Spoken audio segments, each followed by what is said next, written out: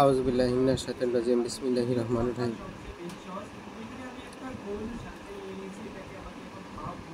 আমার সামনে উপবিষ্ট আছে 16 বছরের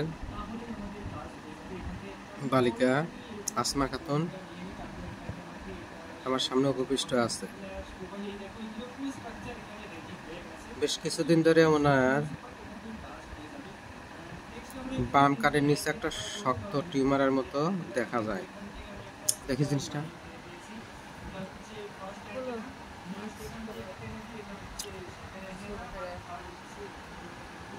এই যে এটা টিউমারের মতো হয়েছিল। আজকে থেকে 4 বছর আগে অপারেশন করছিল। অপারেশন করার পরে অপারেশন করে মোটামুটি ভালো। এরপরে এইটাই আবার ঘুরে দেখি ডাইন কানের নিচে হয়েছিল, তাই না? ডান কানের নিচে হয়েছিল। তাও মনে হয় 1 বছর হবে, তাই না? 1 বছর আগে আমাকে দেখাইছিল, সেটা আমি পাইকে বড় হয়ে গেছিল, ফেটে গেছিল। সেটা আমি শুকানোর ওষুধ দিয়েছিলাম, শুকিয়ে গেছিল।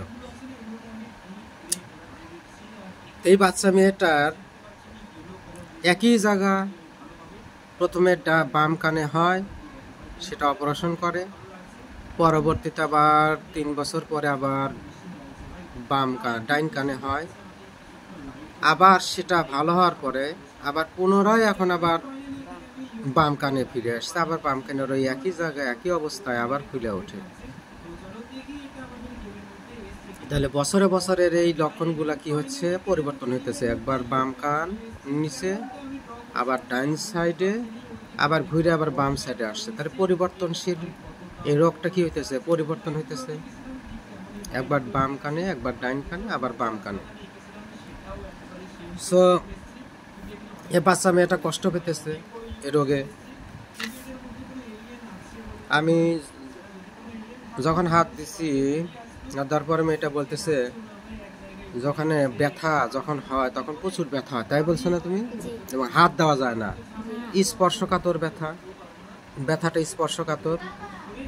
তার স্পর্শকাতর ব্যথা, হিপারসালফার, ল্যাকটেন, আরো অনেক ওষুধে আছে। আমি রোগীর কেস টেকিং করতে যাই, দেখি রোগী শীত কাতরের, রোগী ঝাল পছন্দ করে বেশি, টক পছন্দ করে, লবণ পছন্দ করে।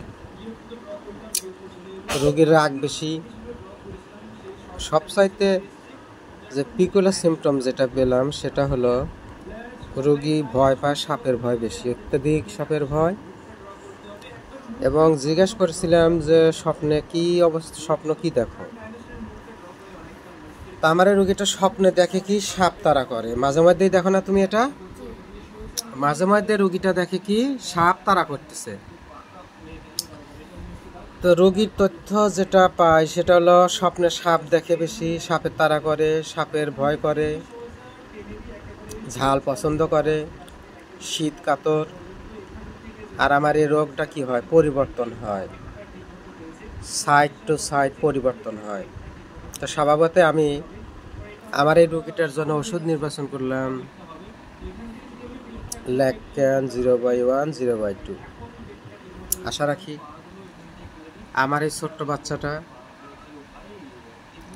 এই ওষুধেই এই রোগটা সেরে যাবে। আপনারা দোয়া করবেন এই বাচ্চাটার জন্য। অনেক কষ্টে আছে। আলহামদুলিল্লাহ, আল্লাহ যেন, আমি পরবর্তী ফলো আপ আপনাদের দেখাবো যে বাচ্চাটা 1 মাস পরে কেমন আছে। ধন্যবাদ, ভালো থাকবেন সবাই। আসসালামু আলাইকুম।